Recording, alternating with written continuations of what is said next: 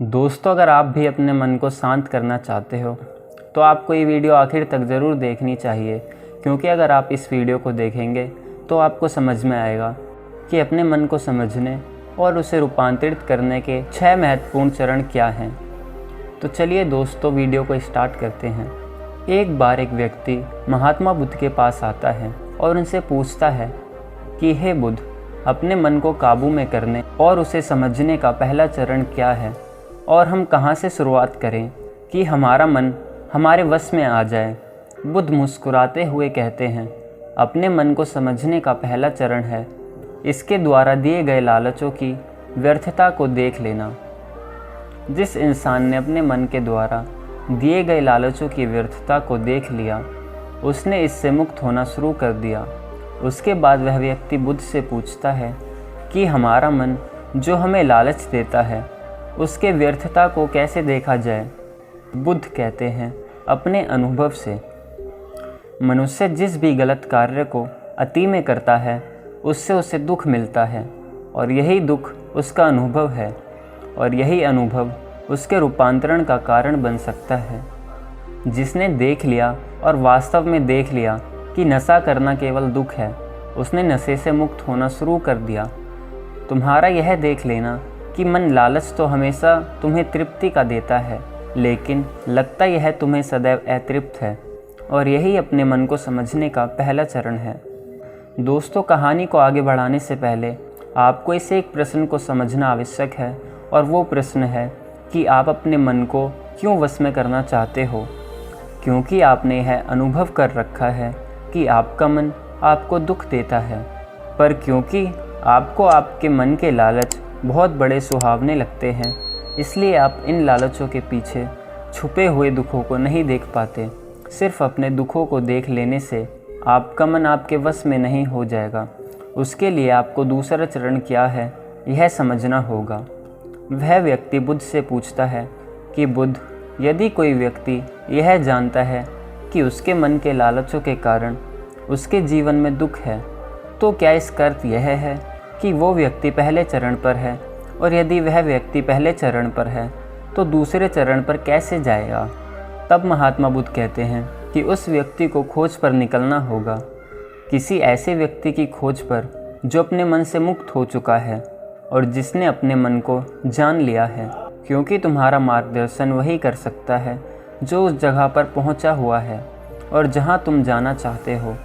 दोस्तों, यहाँ पर एक बात समझनी आवश्यक है कि खोज पर निकलने का अर्थ यह नहीं है कि आप सन्यासी बन जाएं, बल्कि खोज पर निकलने का अर्थ यह है कि कोई ऐसा व्यक्ति खोजना जो आपका मार्गदर्शन कर सके।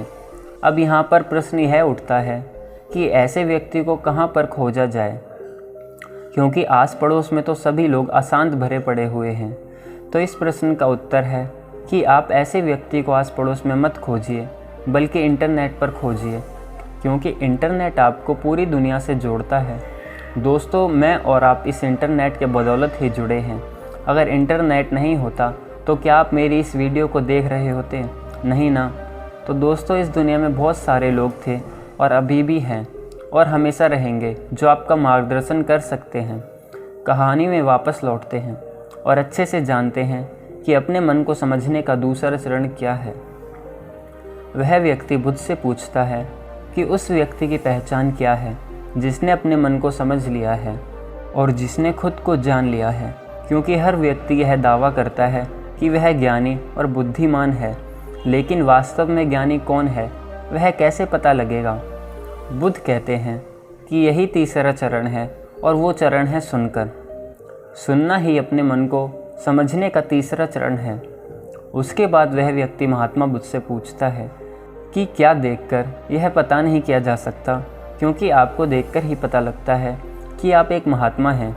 बुद्ध कहते हैं कि देखने में तो कोई व्यक्ति बहुत शांत लग सकता है, लेकिन भीतर से वह क्या है यह उसके शब्द ही बता सकते हैं।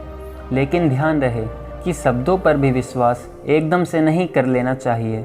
किसी भी बात पर विश्वास इसलिए कर लेना है कि उसे मैंने कहा हुआ है या किसी महात्मा ने कहा हुआ है।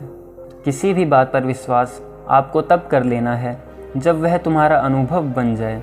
गौतम बुद्ध के द्वारा कही गई इस बात को मैं आपको थोड़ा और आसान भाषा में समझाने की कोशिश करता हूँ। दोस्तों, कोई कहता है कि ध्यान करना अच्छा है और कोई कहता है कि ध्यान करना बुरा है। ये दोनों ही अतियाँ हैं। अगर आप अभी ध्यान को अच्छा मानते हो तो आप बहुत जल्द ही उसे बुरा मानने लग जाएंगे, और यही हमारे मन की चाल है। तो अब आपके मन में सवाल उठा होगा कि कैसे? तो उसका उत्तर यह है कि ध्यान की शुरुआत में आपको आनंद नहीं मिलेगा, बल्कि बोरियत महसूस होगी। और आपका विश्वास क्या था कि ध्यान अच्छा है, लेकिन आपको अनुभव क्या हो रहा है कि ध्यान बोरियत भरा है। तो धीरे धीरे आपका विश्वास बदलने लगेगा। पहले आप ध्यान को अच्छा मानते थे, लेकिन अब आप ध्यान को बुरा मानने लग जाएंगे। आप एक अति से दूसरी अति पर पहुंच जाएंगे, और यही हमारे मन की चाल है। हमारा मन हमें अतियों में ही भटकाता रहता है, और अगर आप ध्यान को बुरा मानते हैं तो आप कभी भी ध्यान करेंगे ही नहीं। तो दोस्तों, अब कहानी में वापस लौटते हैं और अच्छे से समझते हैं कि अपने मन को समझने का तीसरा चरण क्या है। महात्मा बुद्ध कहते हैं, किसी भी बात पर विश्वास तब तक नहीं करनी चाहिए जब तक वह तुम्हारे विवेक की कसौटी पर खरी न उतर जाए, और इसके लिए कर्म करना आवश्यक है, और कर्म ही अपने मन को समझने का चौथा चरण है। अगर आप धन कमाना चाहते हैं तो आपको सही दिशा में कर्म करना आवश्यक है। ठीक उसी प्रकार अगर आप खुद को जानना चाहते हैं तो आपको सही दिशा में कर्म करना आवश्यक है। वह आदमी बुद्ध से पूछता है कि सही दिशा में कर्म करते वक्त आदमी क्या गलती कर सकता है। बुद्ध कहते हैं कि केवल 2 गलतियां कर सकता है। पहली गलती है शुरुआत ना करना, और दूसरी गलती है पूरा रास्ता तय ना करना। और इन दोनों गलतियों के पीछे हमारे मन की चाल होती है। कोई सोचता है कि मैं शुरुआत कल से करूँगा, और कोई सोचता है कि शायद मैं सफल ना हो पाऊँ। इन दोनों ही गलतियों को व्यक्ति जागरूकता की कमी के कारण करता है। बिना जागरूकता के व्यक्ति का मन उसे सही दिशा में चलने ही नहीं दे सकता, और जागरूकता ही अपने मन को समझने का 5वां चरण है। इसलिए दिन के हर एक क्षण को जागरूकता के साथ जियो। कोई भी कार्य करो तो उसे जागरूकता के साथ करो। अगर सांसें भी लो तो उसे जागरूकता के साथ लो। बिना जागरूकता के साथ जिया गया एक भी क्षण मृत्यु के समान है। और ध्यान रहे कि जागरूकता बिना ध्यान भी संभव नहीं है। वह व्यक्ति बुद्ध से पूछता है कि बुद्ध, अपने जागरूकता के स्तर को कैसे बढ़ाया जा सकता है। बुद्ध कहते हैं, ध्यान के द्वारा, और ध्यान ही छठा चरण है। एक बार आप अपने मन को समझने के 6 चरणों को ध्यान से समझिए। अपने मन को समझने के 6 चरण है। पहला, थोड़ी जागरूकता के साथ यह देख लेना कि यह मन ही दुख के बीज बोता है। दूसरा चरण, किसी ऐसे व्यक्ति को खोजना जो मन से मुक्ति पाने का मार्ग बता सके। चरण तीसरा, सुनना। चरण चौथा, सुने हुए को कार्य में लाना। चरण 5वां, जागरूकता जिससे आप मार्ग से भटक न सकें। और छठा चरण, ध्यान। यदि सीधे शब्दों में कहा जाए तो ध्यान ही वह नाव है जिस पर बैठकर मन रूपी नदी को पार किया जा सकता है। लेकिन ध्यान तक पहुंचने के लिए शुरुआत के 5 चरण बहुत आवश्यक हैं। अभी आप कौन से चरण पर हैं, हमें नीचे कमेंट बॉक्स में ज़रूर बताएं।